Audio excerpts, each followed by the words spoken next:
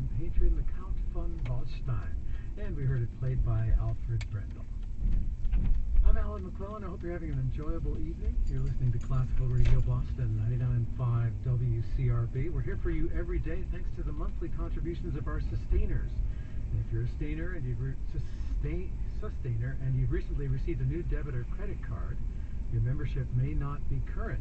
Taking just a couple of minutes on our website is all you need to do to update your information. Visit us at classicalwcrb.org/update.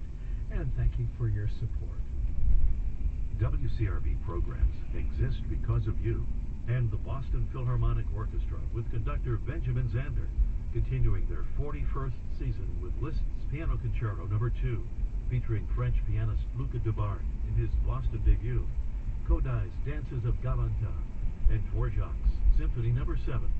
Performances at Jordan Hall and Sanders Theater, February 20th, 22nd, and 23rd.